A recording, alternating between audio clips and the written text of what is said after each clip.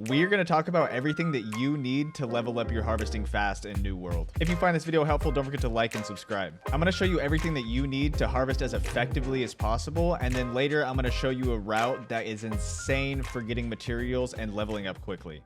Starting with your character, you're going to want to respec into intelligence. Before level 20, respecing is going to be free, but after level 20, it's going to cost you a little bit of coin depending on which level you are. The reason that you're going to want to respec into intelligence is because if you hit milestones at like 50 or 100, you're going to get harvesting benefits from it. If you can get your intelligence up to level 50, you're going to harvest 10% faster, which is going to save you a huge amount of time when you spend a lot of hours harvesting. And believe me, grinding up harvesting is going to take some time. Level 100 is going to increase your chance to get a Zoth when harvesting, and for you higher levels at 150 points, it's going to decrease the weight of harvested items by 10%. If you can hit this is going to save you a ton of time because it's going to let you harvest for longer before you have to travel back to settlements. Before you even leave a settlement, keep in mind that you can invest in some gear to get your intelligence up higher. This shouldn't take a ton of gold to get some good gear, and to make looking for gear easier, make sure to click the can equip button at the top of the trading center. This is going to show you only the items that you can use. Looking through these items, you should be able to find some that are pretty cheap that can increase your intelligence by quite a bit. Don't be afraid to spend a little gold because you can gather so many resources that you can sell and earn all that gold back.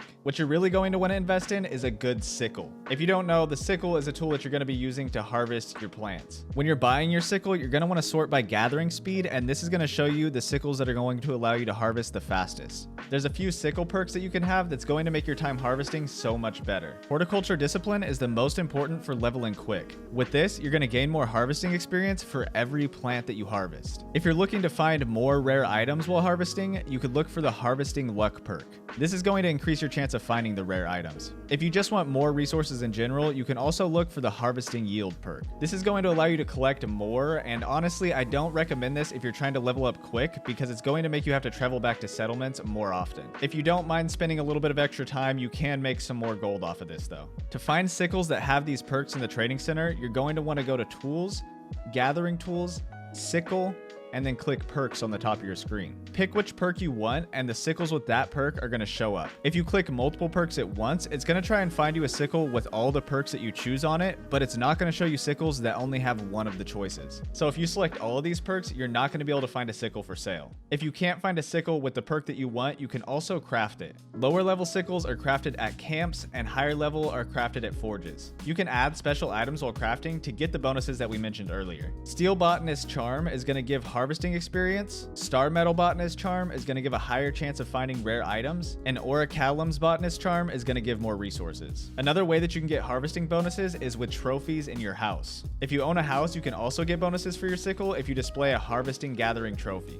You can also use your territory standing bonuses to increase your gathering speed in a specific territory. To see what bonuses you have on a specific territory, open up your map, click on the territory, and on the right side of your screen, you can see the bonuses that you get. You also get bonuses when your faction controls that specific territory. To see these, open your map again, click the territory, and then click benefits of owning a territory to see the buffs that you have. Before you go out harvesting, you're going to want to make sure that you have the biggest bag equipped to carry the most resources possible. I think that's pretty much everything, and now you can actually go out and start harvesting. You want to keep in mind that plant respawn rates are going to vary depending on the size and the type of plant. This can vary anywhere between 8 and 17 minutes. The smaller plants are going to respawn the fastest. You can also harvest magical creatures, and these are going to respawn every 17 to 25 minutes. You're going to find magical creatures perched on branches that look like this. They're usually going to be epic rarity, so you're going to want to keep an eye out for them. When you're out looking for plants, you can use the compass on the top of your screen to track them. You have to hit certain harvesting levels before you can start tracking specific plants, but once you hit those levels, their icons are going to appear here when they're nearby. To see what you can harvest and when you can track them, open up your trade skills tab and then click harvesting. Here you're going to see the levels that you need to harvest each material and the level that you need to get to track that material. You can also see the icon that's going to appear on your compass when you're tracking that specific material. Okay, I think that's everything you need to know to harvest effectively. Now we're going to look at a route that's really good at leveling up your harvesting and collecting raw materials. Unlike my mining guide, this isn't necessarily a route from plant to plant,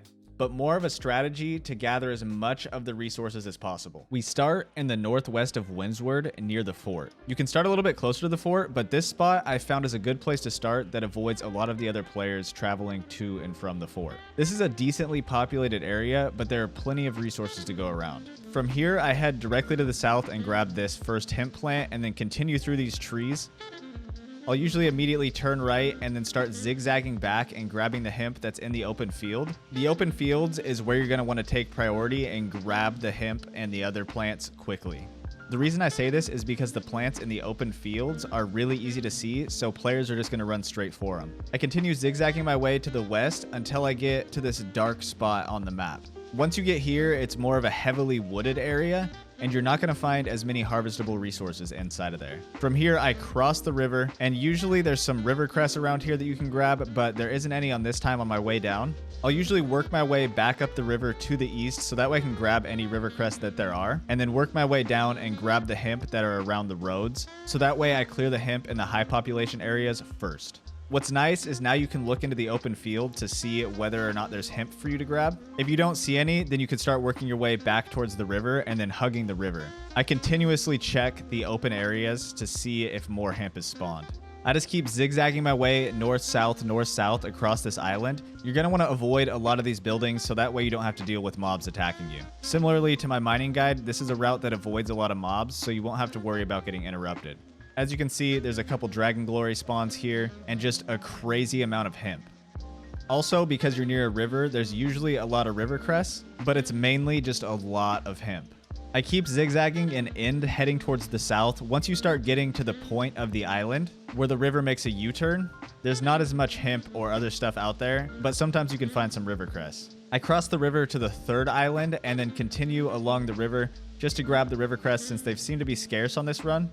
There's also some fronded petal cap around here that you can grab. I continue around the river and keep checking the open areas to see if there's any plants that I need to grab. And then I go almost all the way down to where you see on the map where it says Primrose. It's at about the middle point in the island, and then that's when I turn around and start heading back. You can continue further south, but it's not really necessary. At this point, you're turning around, heading back towards the fort, and what's really awesome about this path is that a lot of the plants that weren't there on your way down are going to respawn by the time you start heading back up. As you can see, there's a lot more river cress on the way up than there was on the way down. From here, I just head straight back to the starting point, grabbing any of the plants that have respawned. If you find yourself running out of bag space, you can drop all the fibers that you have. You're going to get a crazy amount of fibers from here anyways. That would be the fastest way to gain XP since you don't have to go back to a settlement. But if you don't mind taking that extra time, you can go back to the settlement and sell some of your fibers or use it to craft. If you found this video helpful, don't forget to like and subscribe, as well as check out the Twitch channel below. My name is Marcus, aka Apostle. Thanks for watching.